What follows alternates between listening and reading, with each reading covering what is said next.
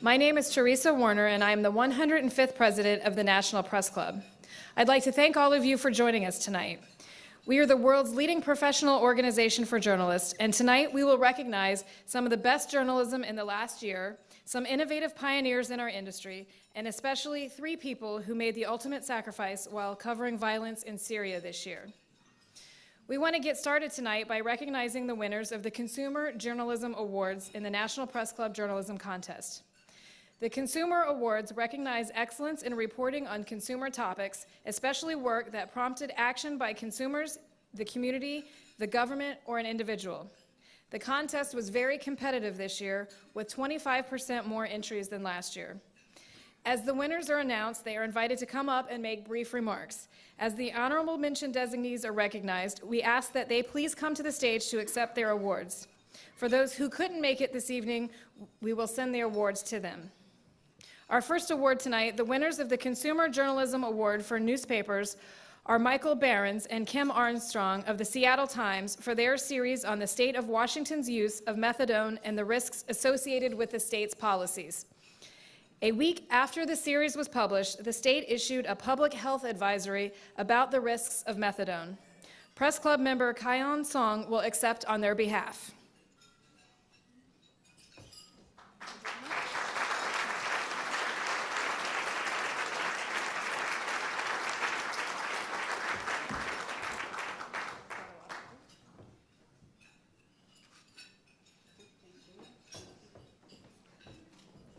On behalf of the Seattle Times and my colleagues, Mike Behrens and Ken Armstrong, I thank you for this honor.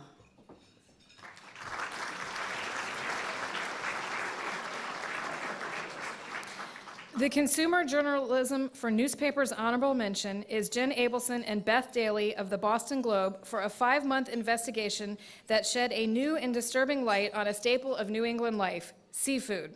Accepting the award is Jen Abelson.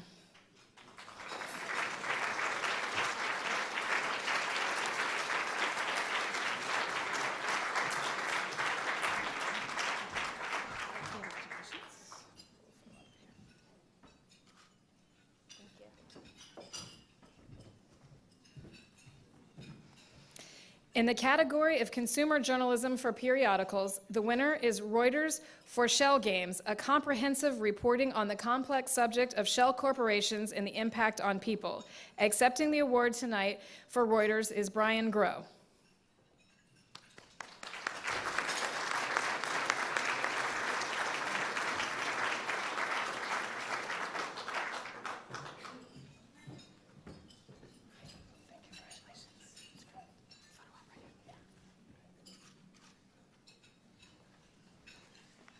Hi, on behalf of all my partners and all the editors at Reuters, thank you very much to the National Press Club, and hopefully you'll be seeing a lot more of this from Reuters in the future.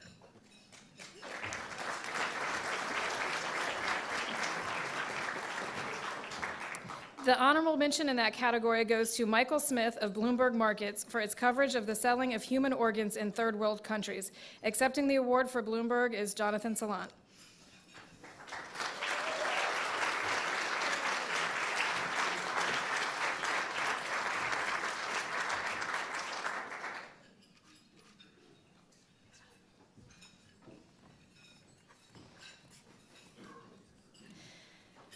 The Consumer Journalism Award for Broadcast goes to KOVR-TV of West Sacramento, California, for its investigation of Walmart's handling of gift receipts. The station turned a tip from an unhappy customer into a multi-part, multi-city series that uncovered a pattern of cheating at Walmart stores, the world's largest retailer. Here is a brief sample of their submission. Carl Curtis' investigation into Walmart's gift receipt practices is now getting attention at the state capitol. His undercover investigation caught Walmart shortchanging customers when they returned some items with gift receipts. You give a gift, you're not sure if it's going to fit or if they're going to like it. Well, you give somebody a gift receipt in that case so they could take the item back, but they have no idea how much you paid because it doesn't say so on the gift receipt. Our investigation uncovered when you bring that item back, Walmart may not refund you the full amount the gift giver paid. None of the winners could be here with us tonight, so we will get their awards to them. The honorable mention goes to Lisa Guerrero of Inside Edition for her story on Power Gizmos, which debunked the benefits of Power wristbands. And here's a brief sample of their submission. Trendy wristbands and bracelets that supposedly increase strength, balance, and even improve health. We asked Dr. Stephen Novella, a neurologist at Yale University Medical School, to review the claims made by Power Balance. Dr. Novella showed me how he believes they do it. I'm barely pushing you, and you just go right over. Next, instead of giving me a Power Balance bracelet to wear, Dr. Novella had something else in mind. Hold out your arms again, raise your left leg. I could push really hard, and you're not falling over. These are magic car keys. Magic car keys. When I want you to fall over, I just push straight down. Okay. Yes. So now And the you do, line you of force fall. is going this way. When I want you not to fall over, I just go in just the slightest bit. Now I'm pushing down towards your feet. Wow. It's just physics. You're not going to fall over when you do that, but it looks very compelling. Lisa Guerrero is accepting the award.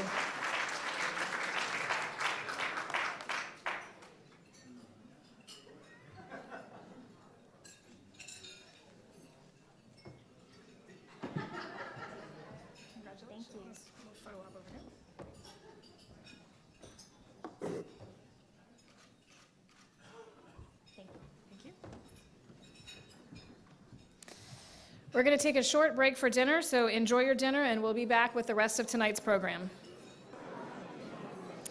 I hope you all enjoyed your dinner, and while you're enjoying your dessert, we're going to continue with the program.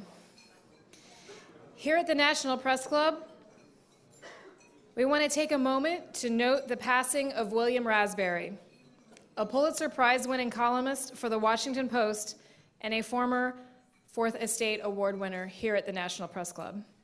The leaders of the National Press Club and those in the journalism community note his passing and his many contributions to journalism.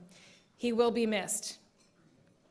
We also want to note the tragic death of a bright young journalist, Armando Montano, the recipient of the club's Ellen Mason Porcina Scholarship and a frequent visitor to the club. Armando was working this summer as an intern in Mexico City for the Associated Press and had planned to attend a master's program in Barcelona this fall. He too will be missed.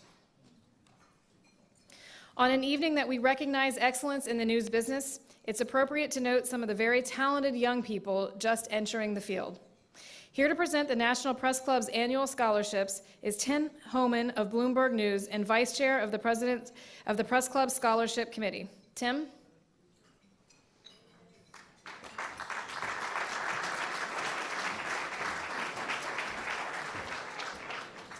Good evening.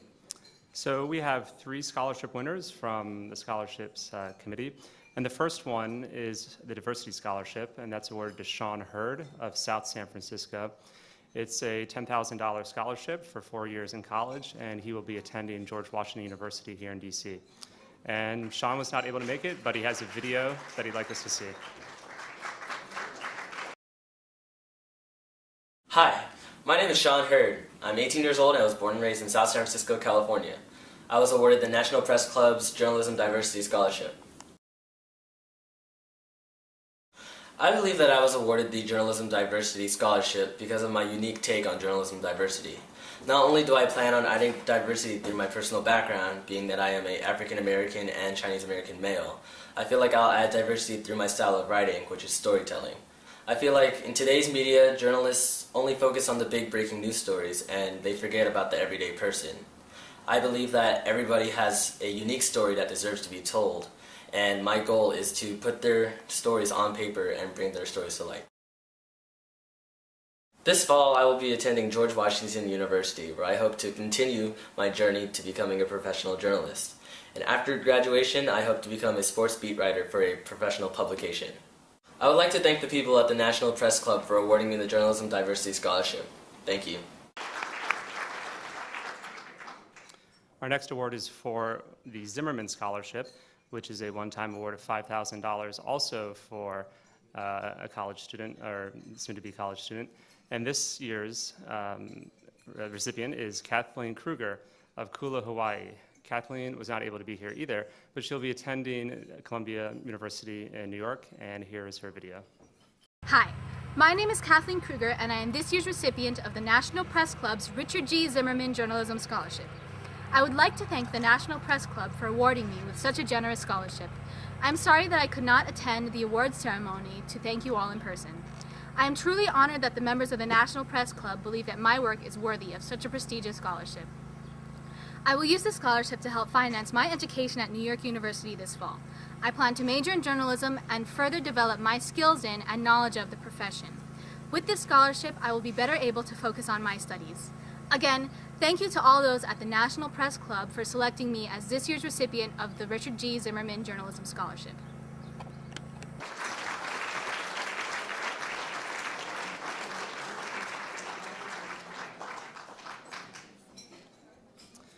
And our last recipient is for what's known as the Feldman Fellowship, and that's named after Dennis and Shirley Feldman.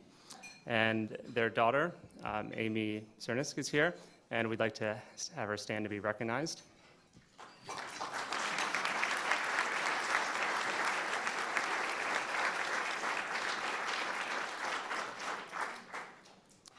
And Elizabeth Stewart of Salt Lake City is the winner of this year's Feldman Fellowship. She'll also be attending Columbia University, and she's here to receive her award.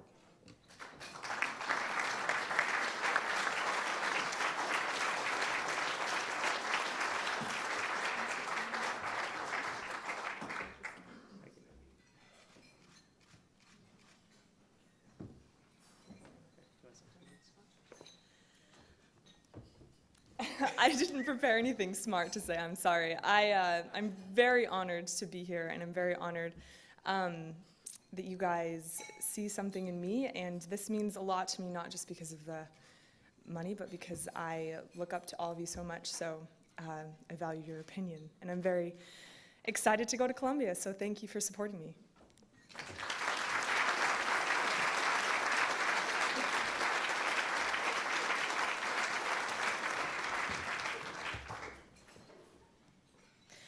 On this night, honoring excellence, the National Press Club would like to recognize the Kalb Report, which has had a partnership with the Press Club for 18 years and which was honored at a gala dinner in New York on June 18th at the New York Festival's International Radio Awards. The Kalb Report program commemorating September 11th was recorded here in the ballroom of the Press Club by staff and crew of the NPC. The program won the Grand Award, the highest honor of the festival. Hundreds of broadcasters from 28 countries submitted entries to the competition. The Kalb Report is hosted by broadcasting legend Marvin Kalb and is produced by executive producer Mike Friedman. Both men are longstanding National Press Club members.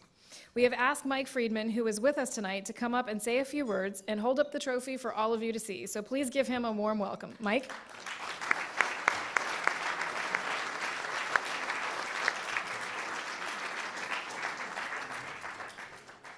Thank you, and good evening, everyone. Two of our broadcast projects, actually, produced by the National Press Club and George Washington University, have received these wonderful high honors in the 2012 New York Festival's International Radio Awards. You heard about the Kalb Report. I'm very pleased to tell you that another of our partnerships, a program called This Just In, which is a weekly radio series presenting the story of journalism and is hosted by CBS News correspondent Sam Litzinger and produced by Greg Johnson, won the Gold World Medal in the history category this year. The Kalb Report, which explores the evolving roles and responsibilities of the media in our society and the transformation of journalism in the 21st century, is, as Teresa mentioned, hosted by the legendary Marvin Kalb, who some of you may know was the last correspondent personally hired by Edward R. Murrow at CBS News. So we all get the opportunity to work with the gold standard of journalism. It is produced by the extraordinary Heather Date. And that, of course, as Teresa mentioned, won the Gold World Award in the Public Affairs category. And then to top it off, that program we did on the 10th anniversary of September 11th, which was entitled Anchoring 9/11, The Day and the Decade, and featured Charles Gibson, Dan Rather, Britt Hume, and Frank Sesno, was honored with the overall Grand Award this year. We're very pleased and proud to be underwritten by grants from Ethics and Excellence in Journalism Foundation for both of these projects, and we can't thank that fabulous organization, which is based in Oklahoma City and was founded by Edith Gaylord, who is a longtime member of the Press Club, for its enduring and enduring support of our project. So on behalf of Marvin Kalb and everyone associated with these projects, we want to thank our wonderful partners here at the National Press Club, including every president from Gil Klein in 1994 to Teresa Warner this year, Via Udanans, Tina Creek, and the great folks in the Broadcast Operations Center, Patty Powers, Julie Hsu, Ken Melgren, the chair of the Broadcast Committee, and the wonderful Bill McCarran. It is truly a privilege to be associated for these past 18 years with the world's leading professional organization for journalists. And let me offer our congratulations to all of you on the accomplishments for which you are being honored tonight. Thank you very much.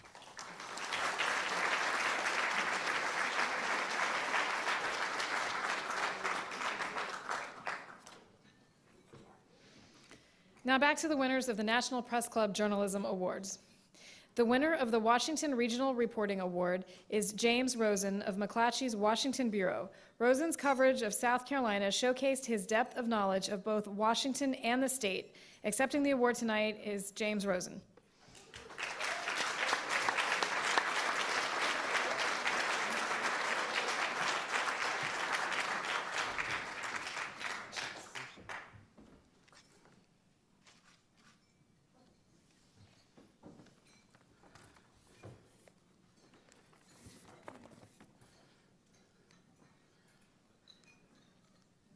Sorry.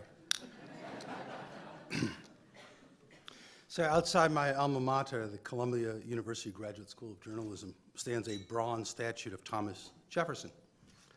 And in addition to being the author of the Declaration of Independence, the nation's third president, its first winemaker, a master gardener, and architect of the University of Virginia, Jefferson was something perhaps even more important, a staunch defender of a free press. He opposed the 1798 Sedition Act, which authorized prosecution of journalists deemed to have published malicious things about public officials. And he repeatedly, over a period of decades, stressed the fundamental importance of the freedom of the press.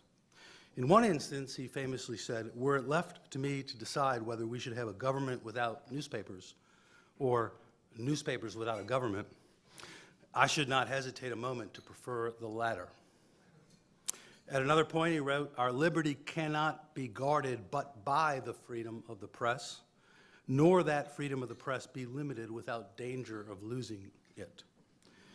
That's why I am an admirer of Jefferson, and it's why I'm proud to work for an independent news organization, the McClatchy Company. It urges its editors and reporters to relentlessly pursue, in Jefferson's spirit, truth to power. I'm grateful to have a job in a rough period for our industry of circulation loss, staff cutbacks, and other financial pressures. I'm especially grateful to work in McClatchy's Washington Bureau, and I'd like to thank two of its fine editors for being here tonight and supporting my work. James Asher, our bureau chief, who is reshaping the bureau in line with his deep commitment to probing investigative work, and Barbara Barrett, my editor, who is one of the very best editors I've ever had, an editor who has that rare combination of deft writing skills, great reporting instincts, in a witty, even-keeled manner that helps her handle even the most stubborn, rambunctious reporters, including this humble charge. It's an honor to receive this award from the National Press Club. Finally, I want to thank Lou Kelleher, who's a very close friend who's become my third brother, and my great son, Julian, who was simply everything I would have ever asked for in a son. And now, Julian, if you would come up here, We're going to get a very brief glance of the future of journalism. Julian does something called beatboxing, which a lot of Americans haven't heard of, but it's very big in Japan and Europe. You have beatboxers in tuxedos performing with whole entire orchestras and so forth. And Julian's going to do a beatbox homage to tonight's proceedings. Briefly. Thank you, everyone. I wanted to congratulate my father again. It's funny, your dad's a journalist when your English teachers correct your work and your dad corrects their corrections. That's happened several times. Just wanted to say that. He tells me how they didn't edit things correctly. And then, he actually said, well, your grade would have been worse if I edited. So I appreciate him, but he helped me become what I'd like to think is a pretty strong writer, and I'm sure any of you that have children have helped them become stronger writers. I wanted to pay homage today. The Beatles, one of my favorite groups of all time, they came in a time where newspapers were really important, a lot of controversy, civil rights, and whatnot. So I want to pay homage, of course, if you're thinking on the same wavelength as me, the one song that would make sense to sing in front of a bunch of writers. It has the word writer in it. So I'm going to do a little beatbox mix medley. For those of you who don't know beatboxing, it's vocal percussion. Singing is just imitating instruments with your voice. Beatboxing is doing that for drums. So if you're following me, then that's good. If not, then you'll be more confused. So, all right, here we go.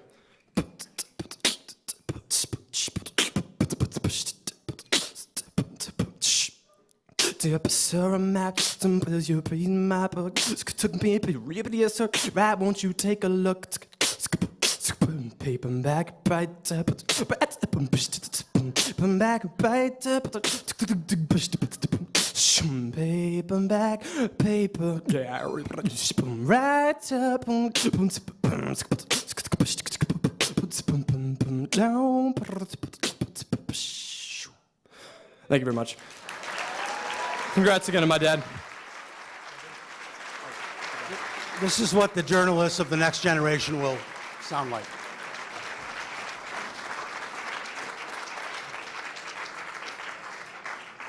And y'all thought I was going out on a limb when I brought my cloggers to the children holiday party. Now we can add beatboxing. This is pretty exciting. The honorable mention in this category goes to Maureen Groppe for her excellent reporting for the Indianapolis Star. So Maureen, if you'll come on up.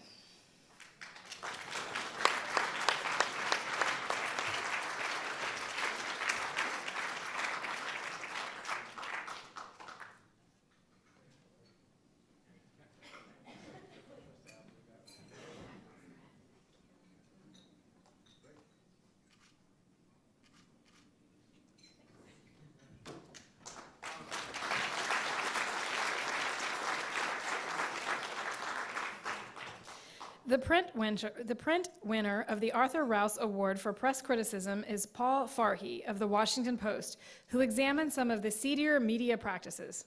Are there really seedier media practices? Such as bookers and networks paying for appearances and pay-to-play product placements. Accepting the award is Paul Farhi.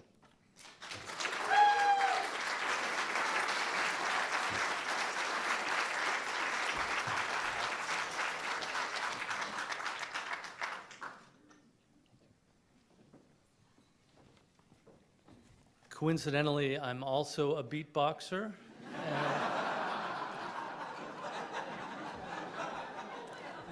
And I'll be doing Stairway to Heaven. Thank you. I'm sorry I had to follow that. That was fantastic. It was just great. Thank you.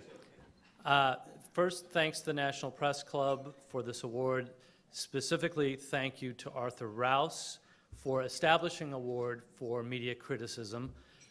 We need to be self-critical, and I'm glad there's an award that I might be able to win. Secondly, I'd also like to thank Arthur Rouse because I forgot to thank him last year, and so thank you, Mr. Rouse.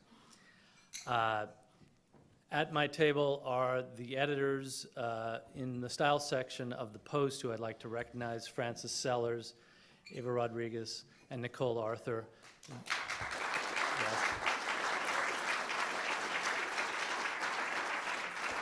they are the people who help me do what I do, and I am very grateful for that.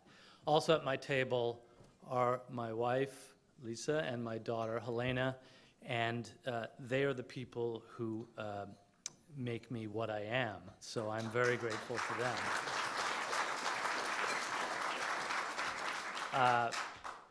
I'd also like to say thank you for reading newspapers. We need more of you, and if in this room people are not reading newspapers, we have no hope. Please keep doing so, and thank you very much.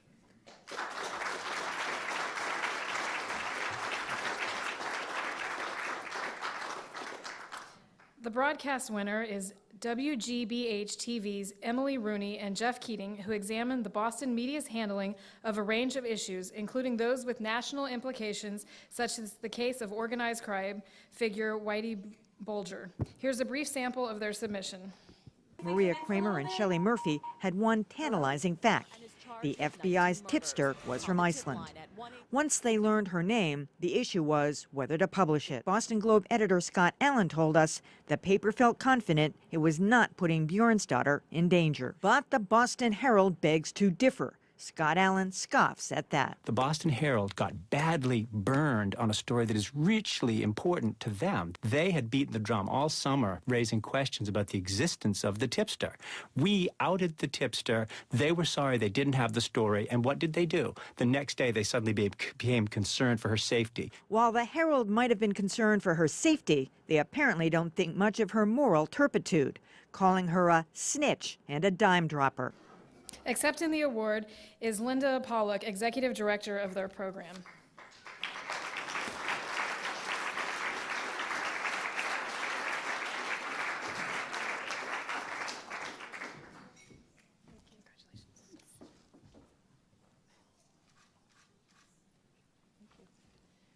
I just want you to know that I play the accordion, and my best number is Beer Barrel Polka. Seriously, I would like to call out Emily Rooney. When I worked at Channel 5 in Boston, she was my boss, and now technically I'm her boss. It gives me great pleasure. But over 15 years ago, she decided that there was merit in doing a television broadcast about journalism, and that became the beginning of Beat the Press. It is the highest rated show that we do locally on WGBH each week on Friday nights, and we have won the Rouse Award. I think this is the 5th time. So I'm very proud to be associated with the program, and congratulations in particular to Emily, who really had the brainy idea to do this. So thank you.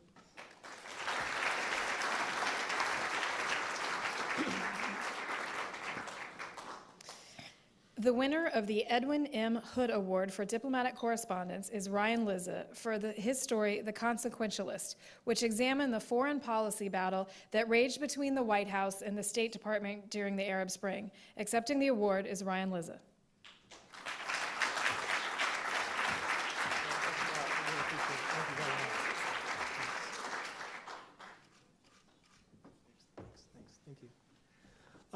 Thank you to the National Press Club. I thought I would just, a couple of journalism tips I would throw out there tonight. The first one is if someone tells you you win an award, the first thing you should do is call the people who gave you that award and ask if you're expected to make remarks. That will help you.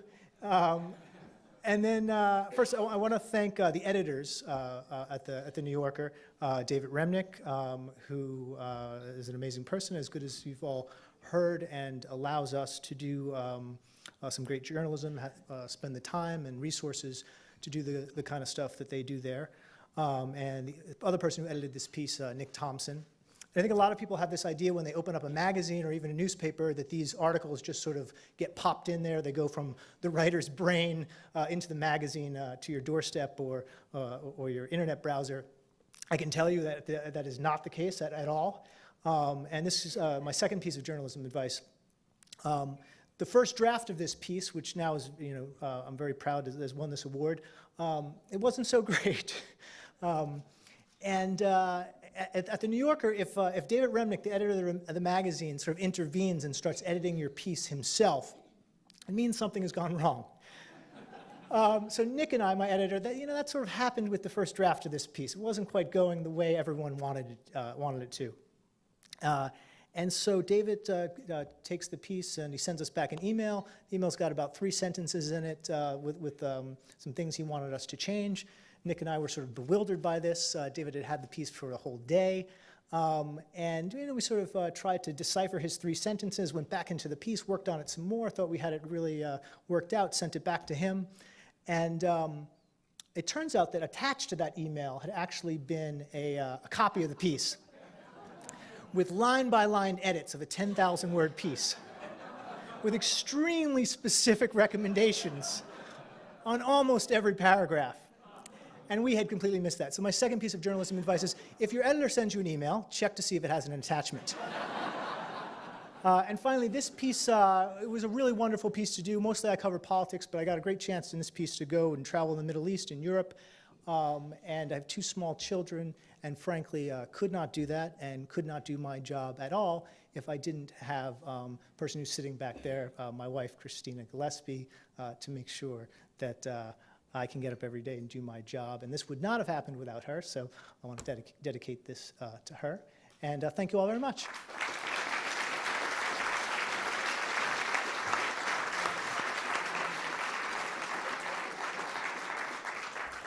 And I think as we're going with the flow, remarks aren't necessary. You can sing, dance.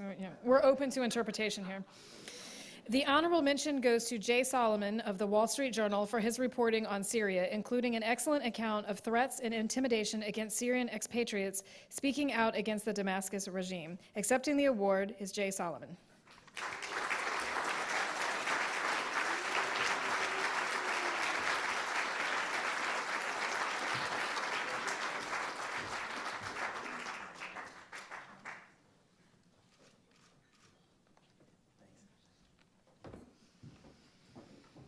The winner of the Newsletter Journalism Award for analytical reporting is Tom P. Taylor of Bloomberg BNA Law Week for his reporting on an entire term of Supreme Court decisions. Taylor's analysis picked up more obscure cases that weren't the focus of the general media attention and told readers why they should pay attention. Accepting the award is Tom P. Taylor.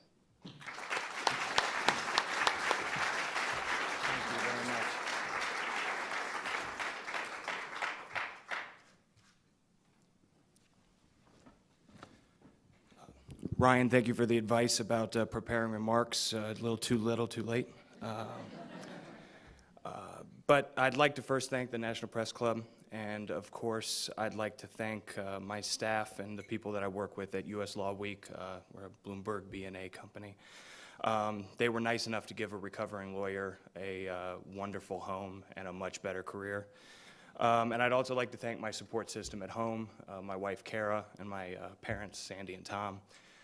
When my dad found out I won this award, he sent an email to some relatives and told them that they have a son who now has a foot in 2 of the most problematic careers possible, the law and journalism. I feel like there might still be something I can do about his feelings about journalism, but the law is far too gone. So I'll do my best. Thank you very much.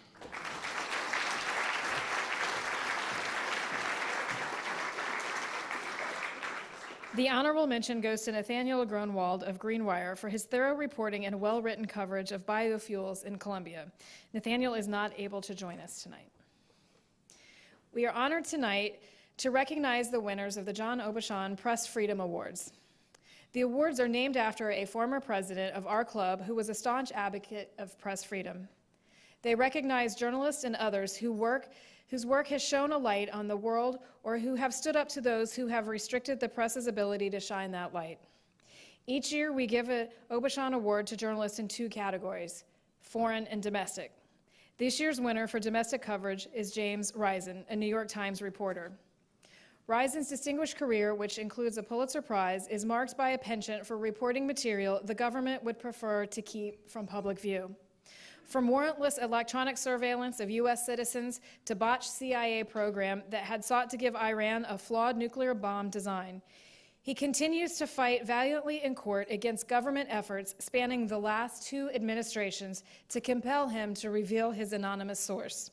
Accepting the Aubuchon Award for domestic coverage is James Risen.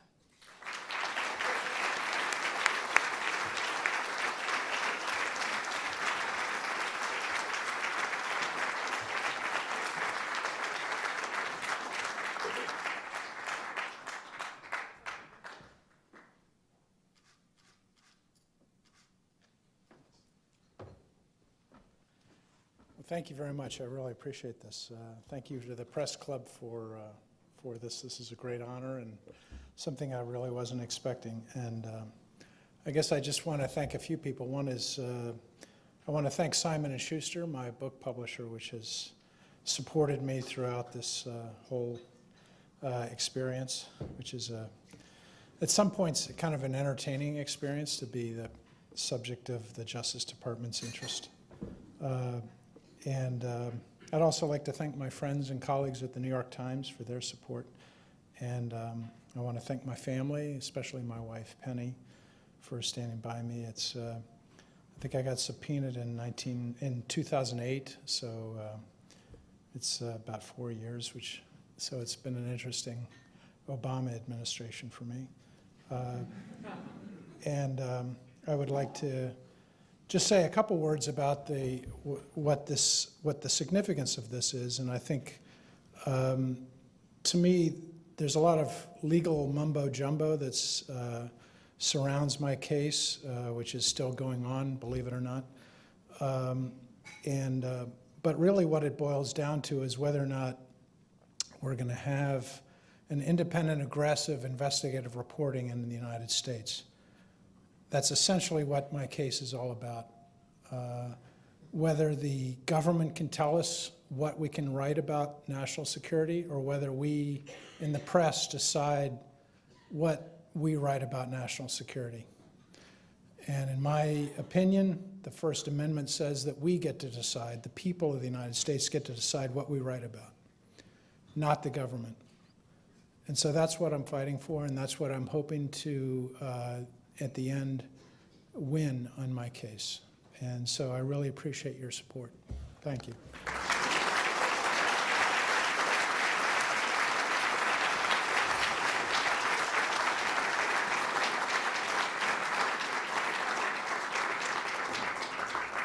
The winners of the foreign coverage will be recognized later tonight. Now we want to recognize other winners, the contest offering a new award this year for Best Coverage of Breaking News. The inaugural co-winners in the print competition were the Arizona Republic and the Associated Press. The Arizona Republic won for its coverage of the shooting spree in Tucson that left 6 dead and severely wounded Representative Gabrielle Giffords. The stories provided a compelling narrative of the shooting and were an excellent example of local reporting on a national story. The reporting was, above all, accurate, as the staff refused to fall into the trap of reporting what turned out to be inaccurate information put out by other outlets that Giffords had died. No one from the Arizona Republic is able to join us here tonight. Accepting the award is editor Bill Theobald of Gannett's Washington Bureau.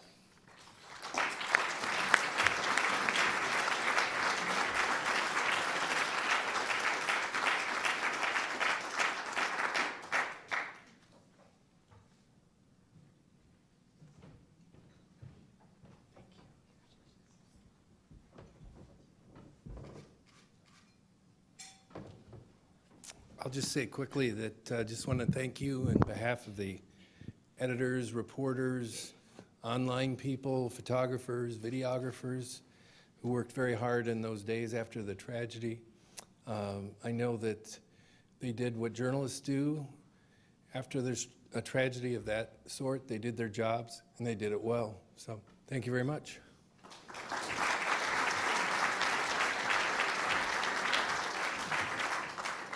The Associated Press staff won for its coverage of the Japan earthquake and tsunami. The stories were a prime example of effective and textbook breaking news coverage, providing in-depth details and context very quickly. The stories were also incredibly well written, using strong descriptions to paint a vivid picture of the earthquake and tsunami, including that it was moving at the speed of a jetliner and that it moved an island several feet. Accepting the award is Don Danishevsky, Vice President and Senior Managing Editor at the AP.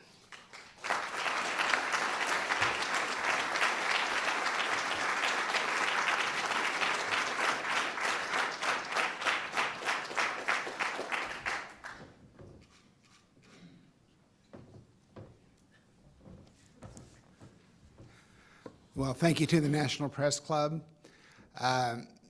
We, in our business, celebrate our professional accomplishments, but inevitably our work touches tragic circumstances.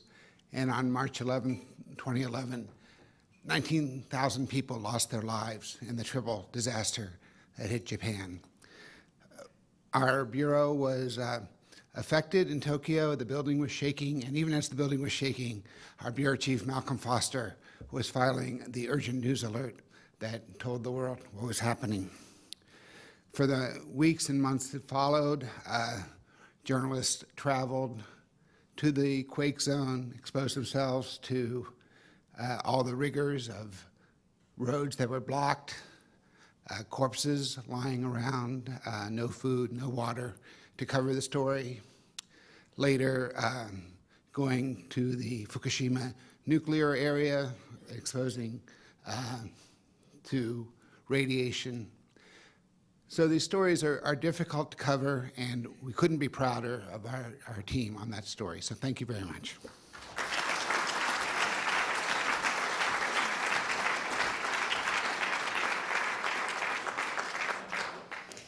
The winner of the Breaking News Award for Broadcast is the Associated Press for its coverage of the tornado that leveled Joplin, Missouri. The AP's Robert Ray, Ted Shaffrey, and Lee Powell displayed the immediacy of video journalism with their gripping account of the effects of the tornado. They got to the scene fast and immersed viewers in the chaos of the search effort. They also uncovered flaws in the efforts to track missing and the dead as they told the stories of family members searching for loved ones. Here is a brief sample of their submission. The massive tornado that arrived in Joplin, Missouri spared nothing in its path. Not homes, not cars, and not the St. John's Regional Medical Center. Its windows and roof no match for the tornado as it tore a 6-mile path across southwestern Missouri. Out on the search and rescue, you can see as I turn the camera just how treacherous it really is to make your way through all of this. In fact, I'm not even quite sure how we're going to do this. We are searching a neighborhood here in Joplin and looking for a miracle. The amount of rebuilding that has to be done here is enormous. This is the city's one and only high school, destroyed. Come August, students from Joplin High will likely go to classes at the middle school or elsewhere. But the district does have a long-term plan. We're ready. We've raised flags on all of our school sites, and we've got a giant one at Joplin High School because we're ready to bring that high school back. Accepting the award tonight, which I believe they are just returning from other breaking news in Colorado, is Robert Ray, Ted Shaffrey, and Lee Powell.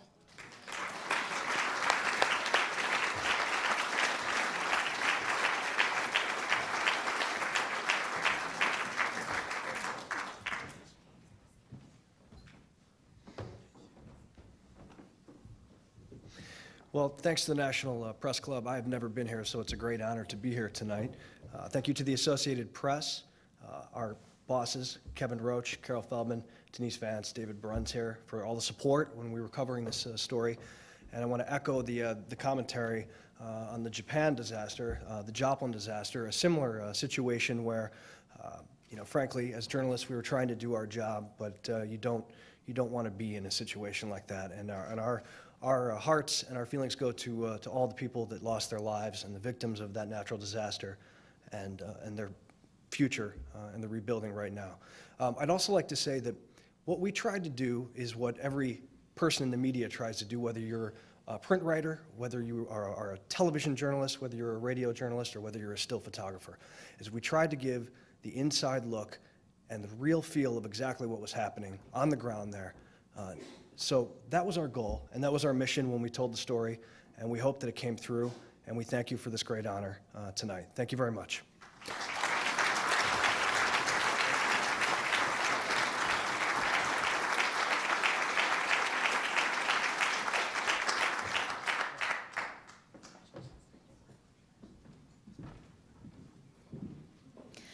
Honorable mention goes to Pierre Thomas of ABC News for clear and understandable storytelling under the tremendous deadline pressure after the shooting of Tucson, Arizona of Representative Gabrielle Giffords. With the clock ticking, ABC gathered a wealth of details that fleshed out the suspect and his path to the shooting, and it specific took a look at the days and weeks. Here is a brief sample of their submission. More details we get, the more troubling this tale becomes. Last year alone, campus police at Loeffner's Community College were called 5 times to investigate his behavior. Some of the incidents were bizarre.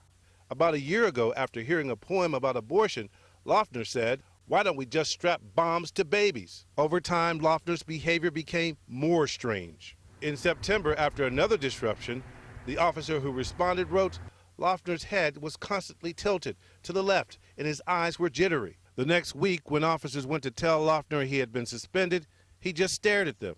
It took him an hour to speak, and when he finally did, he said, "I now realize that this is all a scam." No one from the ABC team is able to make it here tonight to accept the award. The winner of the Lee Walczak Award for Political Analysis is Bloomberg News for its coverage of super PACs by John Crewston, Allison Fitzgerald, Jonathan Salant, and Charles Babcock. The Bloomberg News team took a hard look at super PAC phenomenon in the 2010 elections and discovered a hidden world of money, political connections, and influence. Accepting the award are Jonathan Salant and Allison Fitzgerald.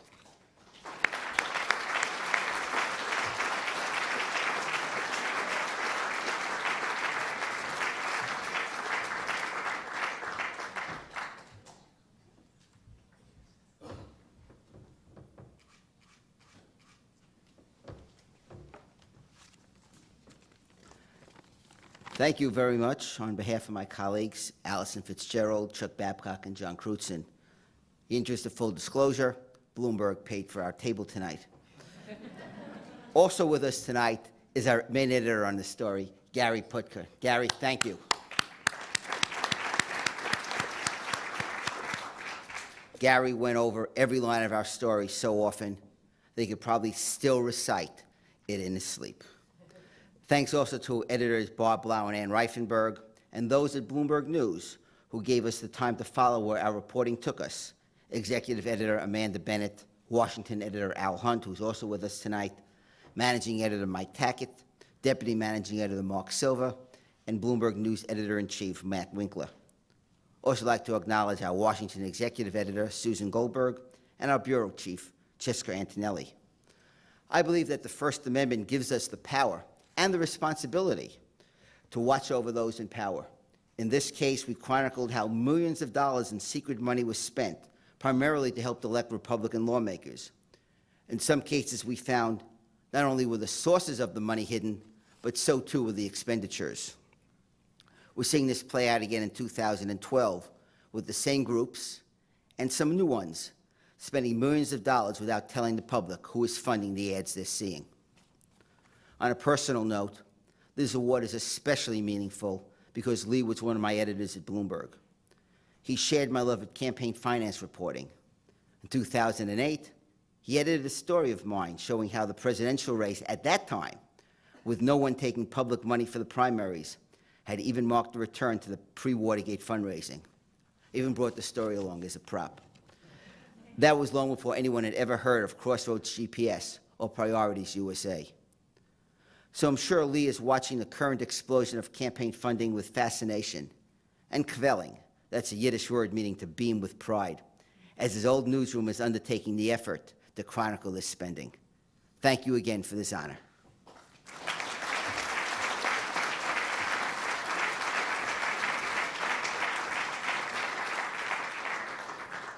Honorable mention goes to the Washington Post for Breakaway Wealth, an impressive analysis of the top 1% of wage earners and how they got there. Accepting the award for the Post is Paul Farhi. And I would also like to acknowledge that Maria Recio Walczak, the wife of the late Lee Walczak, is in the audience with us tonight. If you would stand as well.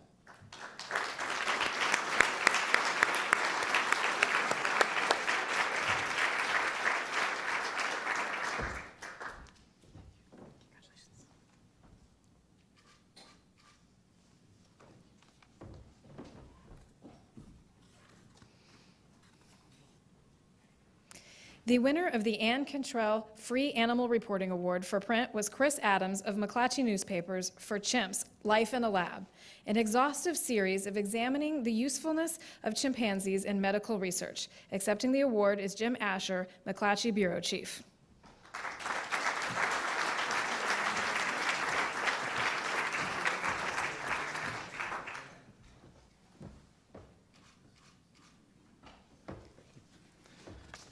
Thank you. When I came to Washington in 2002 as investigative editor for Knight Ridder, which is now, of course, McClatchy, I hardly ever thought that I'd be directing an investigation of chimpanzees. But I want to tell you, it was a fascinating journey. We looked at the lives of hundreds of chimpanzees that were jailed in little tiny cells across the country to be engaged in, to be used for medical research. And the fascinating fact about this is that that research had long been discounted as being unreasonable because it didn't produce any significant scientific fact that you couldn't get out of a petri dish these days. Yet these animals were finding themselves tortured, basically, in the interests of science. One of the other interesting things about this is we learned something about our cousins, and that is that there's a lot of humanity in the lives of a chimpanzee. So I thank the Free family for making this award possible, and thank the club for giving us to us.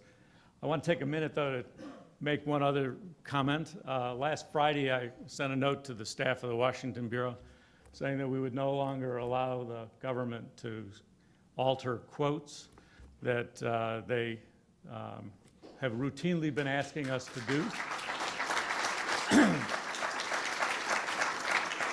There has been a degradation in the access to public officials across this city over the years, and now we're in the situation where our sources are being investigated for leaking crucial public information to us. The officials who represent the executive branch rarely answer our questions unless they give it to us on background, and then have the timidity to say, we don't like that quote, why don't you change it? So we're not doing that in McClatchy anymore. And I want to challenge all of you, some of you I know who've engaged in this practice, who work for some of the most prestigious news organizations in this country. Let's all not do it anymore. Let's all tell the government.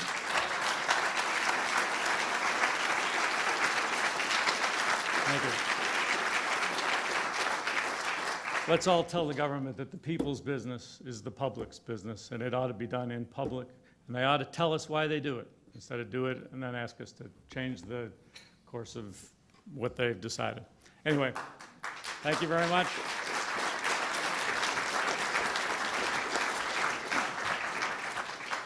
Honorable mention goes to The Cruelest Show on Earth by Deborah Nelson in Mother Jones. It tells the story of the harsh treatment of elephants at Ringling Brothers and Barnum and Bailey Circus. Accepting the award is Deborah Nelson.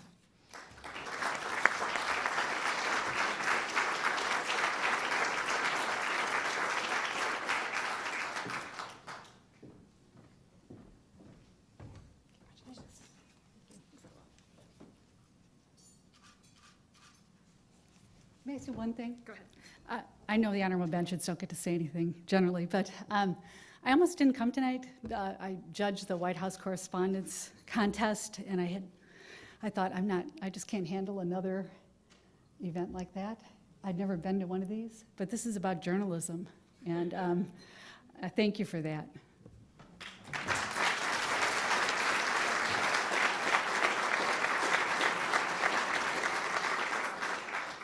The Ann Cottrell Free Animal Reporting Award for Broadcast goes to Kevin Tibbles and Samira Puskar of NBC Nightly News with Brian Williams for Detroit Dog Rescue, the story of a dedicated group of individuals working on a shoestring to save stray dogs in the Detroit area.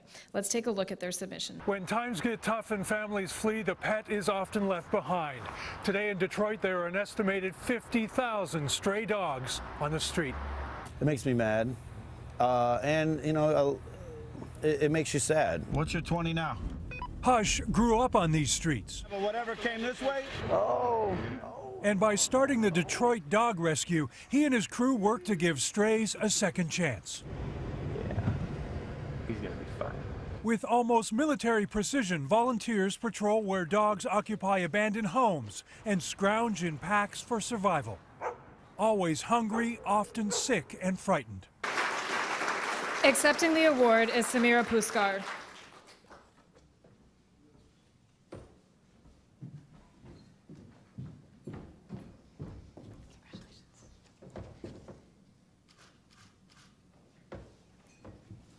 Thanks for giving us this award. Kevin and I are really, really honored to be receiving it. But it's a true testament to what the Detroit Dog Rescue is doing, and the people there that are doing all of this hard work. So it's a real shout out to them.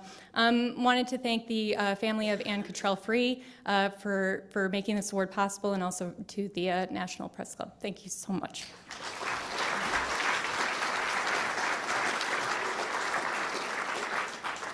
The honorable mention goes to Lisa Guerrero with Inside Edition for her coverage of two serious threats facing animals, the all too common phenomenon known as hoarding, and unscrupulous dealers who trade in exotic animals. Let's watch their submission. This isn't a zoo. These adorable tigers are caged up at a mall where between Christmas shopping, people can pay to get their pictures taken with them. But the 8-week-old cub I got to pet was obviously sick. Another cub on display was missing a patch of fur and clearly not happy to have its photo taken. These guys were also at the exhibit. They're 6 months old and already dangerous. We showed our video to Adam Roberts from the animal rights group Born Free. He says these traveling tiger shows exploit the tigers and endanger the public. Accepting the award is Lisa Guerrero. We'd also like to note that Press Club member Alyssa Free, daughter of Ann Cottrell-Free, is with us tonight. Alyssa, if you would stand.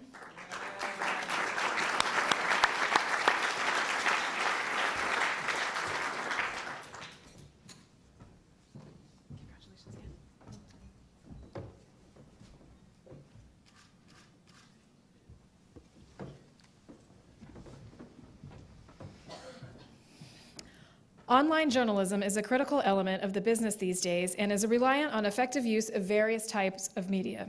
The winners of the Joan M. Friedenberg Online Journalism Award are Jen Abelson and Beth Daly of the Boston Globe for their package of stories called Fishy Business on deceptive practices in the seafood restaurant business. Here's a brief sample of their submission. Boston Globe reporters Jen Abelson and Beth Daly undertook a 5-month investigation of the seafood industry in Massachusetts. They collected fish from 134 restaurants, grocery stores, and seafood markets from Leominster to Provincetown. Today I'm on Cape Cod, going to about 9 restaurants, ordering mostly cod to see what people are serving, because we suspect not everyone is serving cod. We're wondering if there's other species they're substituting. Daly and Abelson carefully prepared their samples for shipment to a lab in Canada, where the fish's DNA would be tested. It's very much right out of CSI, is take a sample and the labs can tell us what's been substituted. The lab determined that 48% were mislabeled. Accepting the award is Jen Abelson.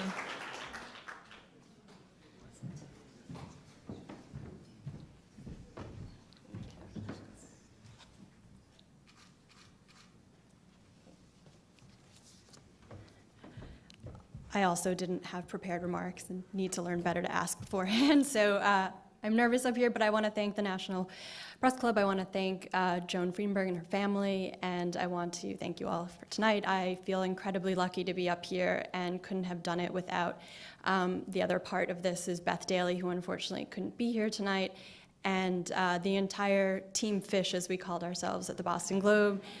I've been at the Globe for over a decade, and I've endured the struggles, as all of us have, as the industry has changed, and feel that our success in this award is sort of a testament to our ability to adapt to that environment and really sort of bring our online skills to fruition. And it was an incredibly collaborative effort among the reporters, the editors, the news producers, videographers, photographers, the graphic designers. We even made a database that resonated with readers, which is sort of unheard of. And I just feel incredibly honored to be here. And it made sort of all of the days I spent smelling up my car with fish and not stealing, but we paid for it, but smuggling sushi at a buffet into my purse totally worthwhile. So thank you.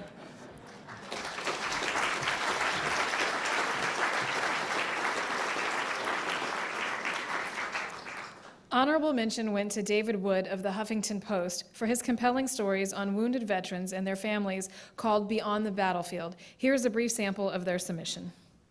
Tyler Southern's memory of May 5th, 2010, is mercifully buried deep inside him. On that day in southern Afghanistan, a powerful explosion severed both legs and his right arm and mangled his one remaining limb. Catastrophically wounded, he woke up 13 days later in a hospital bed in Bethesda. A decade ago, these wounds would have killed him. But the heroic work of combat medics and dramatic improvements in trauma medicine are saving some 16,000 badly wounded troops like Southern. I didn't feel that me crying about it would help the situation at all. I mean, and I know it won't. You can't. Crying ain't gonna grow anything back. David Wood was not able to join us tonight. I'd like to recognize Jonathan Salant, husband of the late Joan Friedenberg, who is here as a prize winner, a judge, and a past president of the Press Club. Jonathan.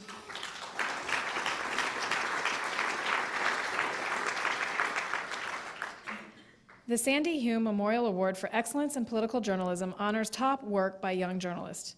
This year's winner is David Fahrenthold of The Washington Post for his congressional reporting that pulled back the curtain on lawmakers' inner lives in Washington. Accepting the award is David Fahrenthold.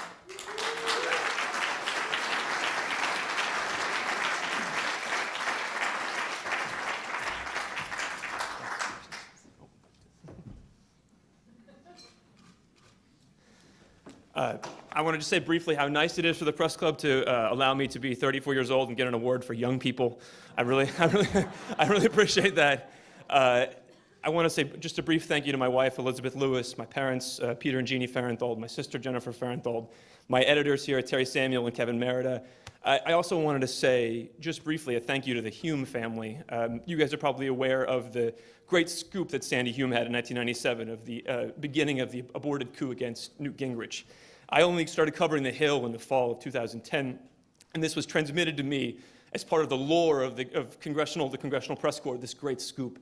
And that's those of you who know Congress know how amazing that is. Congress turns over all the time. There's new staffers, there's new members, there's new reporters, and plus, really, if you were to study the history of Congress, no one would come to work in the morning. So there's sort of a willful amnesia about the place in some ways.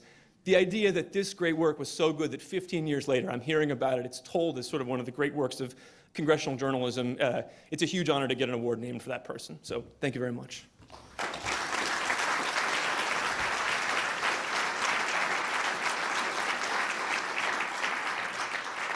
Honorable mention goes to Mina Kimes of Fortune for her story, America's Hottest Export, Weapons, a look at the secretive world of arms sales. Accepting the award is Mina Kimes.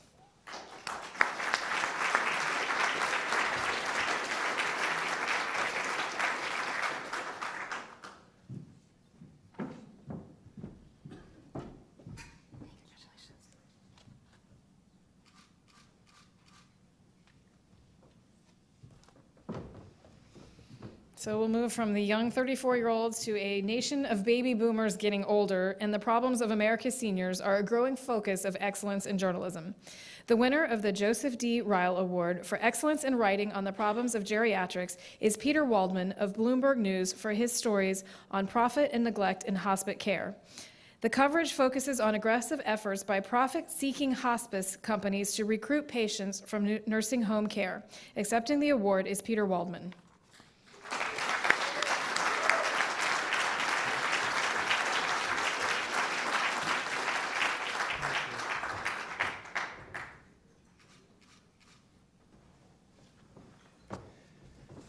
First of all, thank you to the Press Club and to the Joseph D. Ryle family for endowing this award.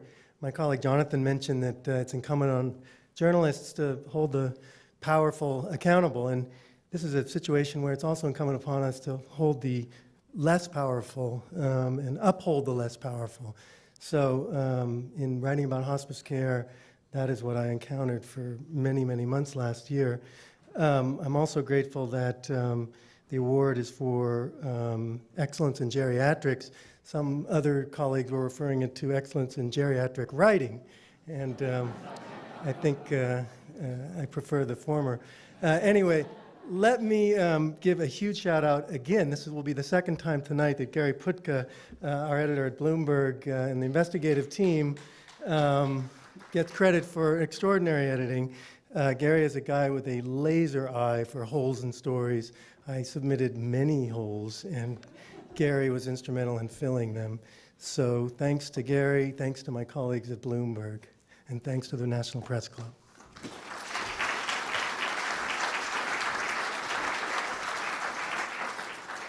Honorable mention went to Lauren Neergaard, David Carey, Ben Knuckles, and Carol Feldman of the Associated Press for their well-sourced, well-written stories in the project called Aging in America, Where We Live, looking at how seniors and communities are adapting to their needs. Accepting the award is Carol Feldman, Director of News Operations and Finance at the AP's Washington Bureau.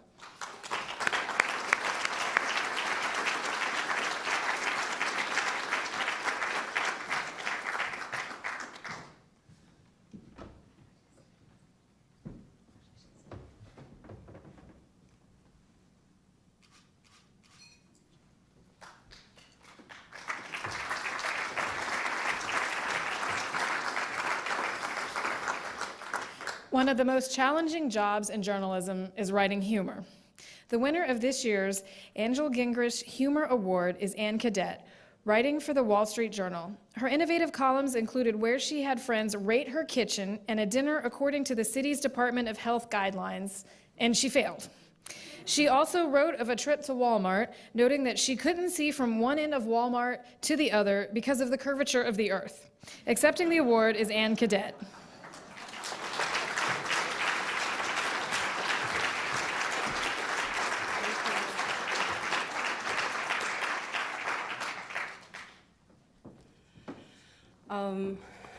It was such a surprise and a thrill to get an award from the National Press Club, and thank you so much. I also want to thank my editors, Jonathan Dahl and Matt Heimer. Like when I told them I wanted to write for the Wall Street Journal about what it's like to stay overnight at a luxury dog kennel, they said, that's a really good idea. I'm lucky to have editors like that. And I also want to thank my mom, who wrote me an email every week to say that she had read my column and that it was really funny. So thank you.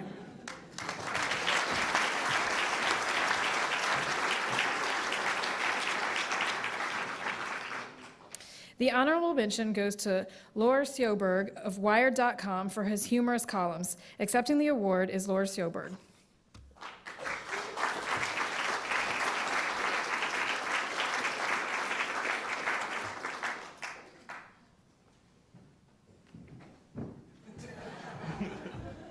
Very good.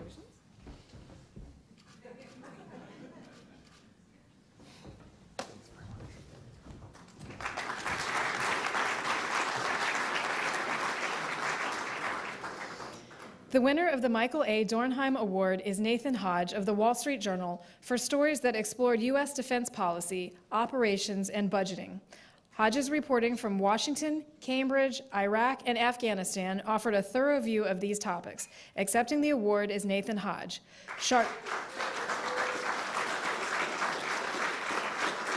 Charlene Dornheim, Michael's mother, and Daniel Dornheim, his brother, are attending tonight. If you would please stand.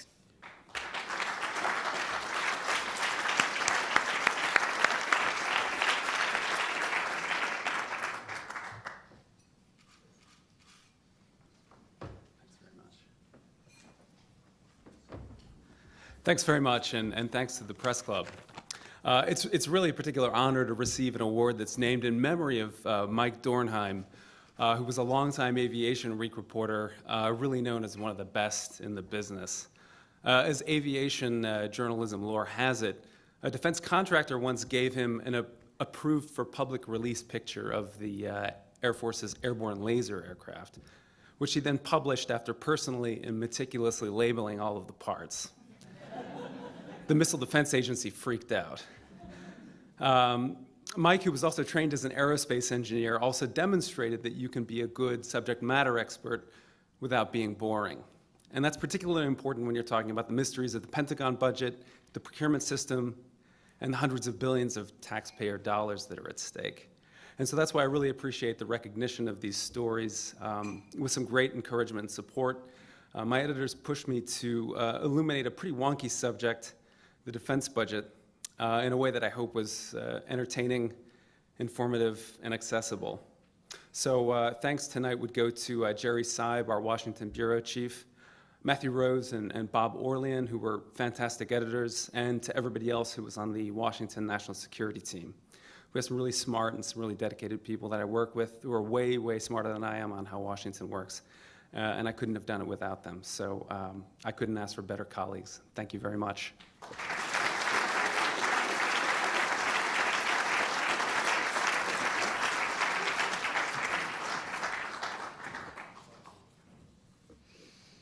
Now we want to honor the other winners of the John Aubuchon Press Freedom Awards.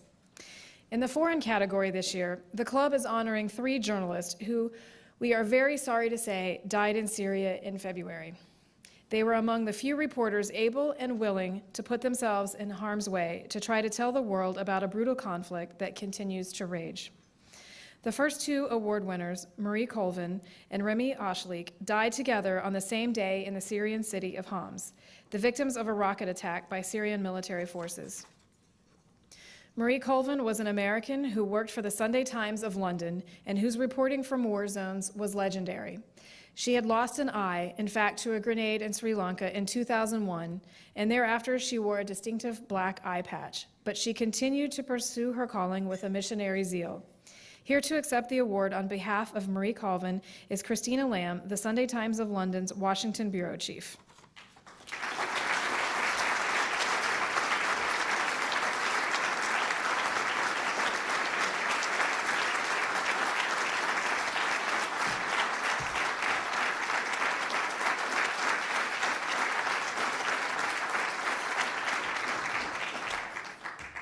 Thank you.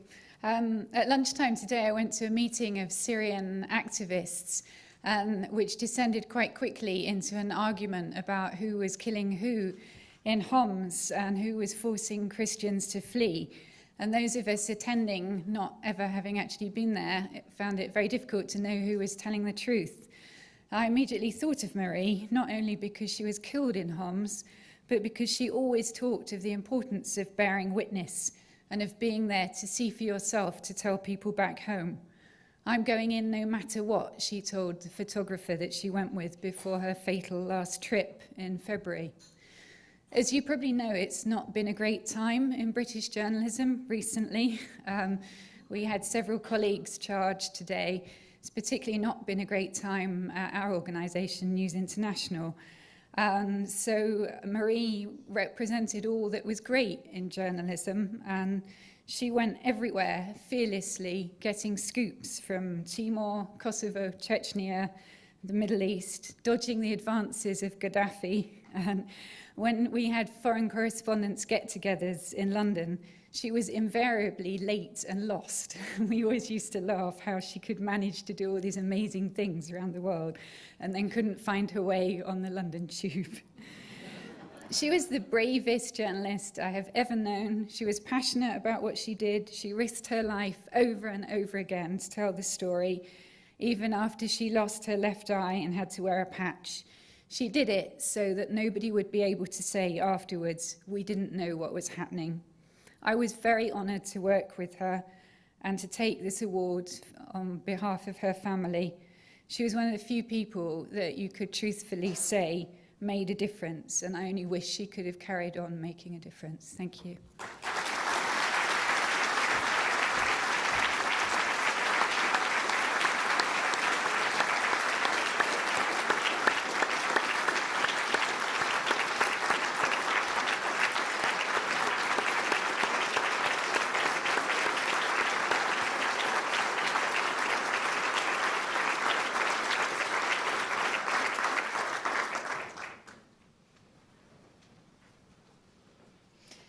Remy Ashlik was a young freelance photographer from France whose work appeared in publications such as Le Monde, Time magazine, and the Wall Street Journal.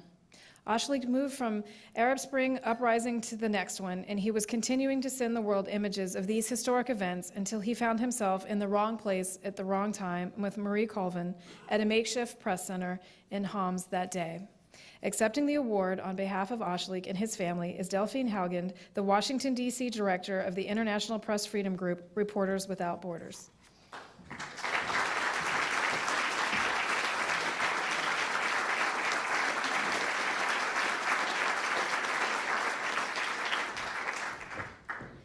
Thank you very much. It's an immense honor to be here to represent Remy's family and Remy's wife. She actually asked me to read you a message, so the I that I will say, it's on her name. For the past 6 months, Remy and I had talked about his project to go to Homs. He wanted us to go together, but I couldn't. I encouraged him to go and to be careful. On this particular day, the 10th of February, he left. It was the last time I saw him. He was smiling, and I was so happy. It was really important to Remy to continue his work. And that's why today I have no regrets about his trip to Syria. He was obsessed. He wanted to continue his work about the Arab Revolution. He wanted to describe, with his pictures, the atrocity of the war in Syria, and he was right to want to do this. Everyone knows that zero risk doesn't exist, but nobody could live thinking of that. We were prepared for everything, but not for the worst. But I was, and I'm so proud of him. I haven't felt like laughing since the day of his death, but this evening, tonight, I will drink to you, Remy, for all photographers here in Washington and everywhere.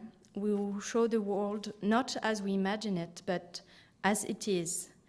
Beautiful, amazing, and so, so vicious. Thank you for this award. It's really important that his picture don't die with him. We have to show them everywhere we can, and we will. Thank you.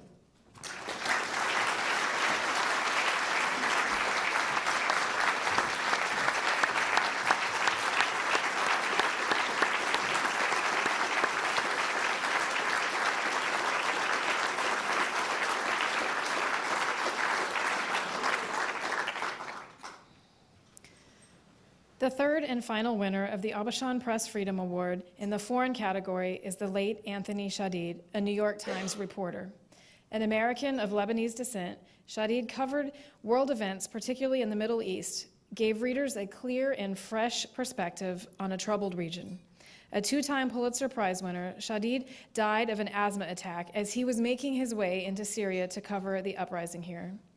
Shadid's mother, Rhonda, is with us tonight, and accepting the award for the family is her husband, Charles Marshoa.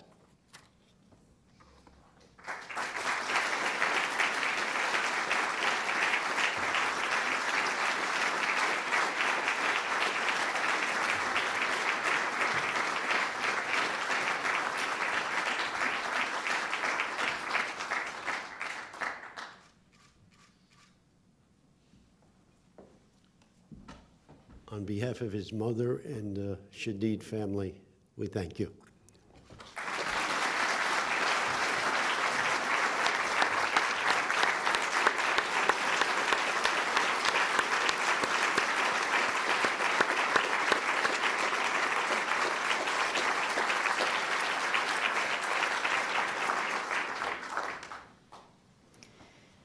The men and women whose lives and work we honor here tonight provide a gripping reminder of the stakes involved in our work. And they remind us of the need to keep fighting to ensure that press freedom is not infringed in the United States or anywhere else. To that cause, we recommit ourselves this evening. We want to close tonight's program by giving a special presidential citation to Brian Lamb, the founder of C-SPAN and a press club member. Lamb is leaving his job as Chief Executive Officer at C-SPAN, but will serve as an executive chairman and host his interview show, Q&A. We here at the National Press Club want to recognize Brian's many contributions to the National Press Club and to journalism, and we want to thank him for his wonderful friendship over the years. Brian?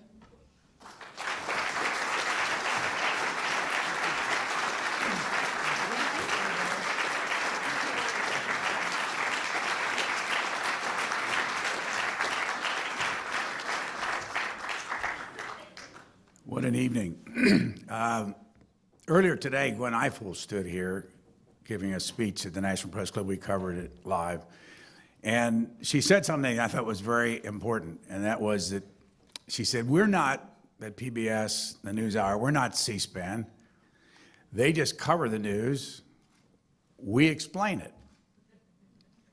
And one of the people at our organization was offended by that comment. I wasn't. I thought she put her finger right on the way this thing is going today, and that is we're allowed to cover everything, and you all can explain it, because believe me, people love to say we're the truth. We're no more the truth than what you report, because as you know, without me saying it out loud, a lot of things that come out of the mouths of people in this town aren't quite truthful. So keep explaining it, and congratulations to everybody in this room. The sad thing about stepping down from a job is you get the impression from what you read that you're retiring and that it's all over. I'm not sure I like that feeling, so I just want you to know I'm not going to retire, and in spite of what Paul Farhi writes, and I congratulate you all for this terrific evening, and keep up the good work.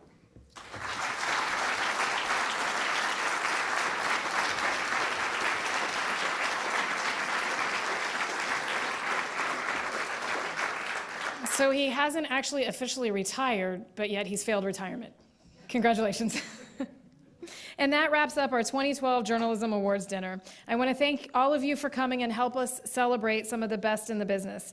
I also want to take a moment to thank many people who helped make this night, especially to Will Lester, our awards committee chair. Will?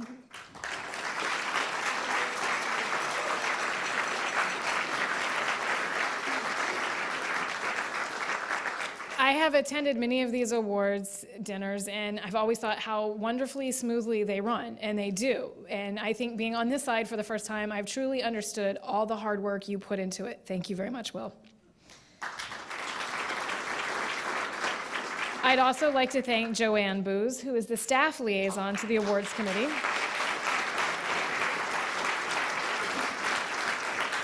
She's done a great job of organizing the awards for tonight and answering any odd questions I may have had. I'd also like to thank Via Udendaz, the director of the Broadcast Operations Center, for helping us get all the broadcast operation parts of this together. Thank you, Via. I know I saw you. There you are. Thank you. And to the National Press Club Institute for administering our scholarships. Thank you to Julie Hsu, Executive Director, and Rick Dunham, past National Press Club President and President of the Press Club Institute. And I would also like to thank Bill McCarran, Executive Director of the National Press Club, for all of his hard work on this evening and many other projects. And thank you all for coming this evening, and we hope to see you again next year. Good night.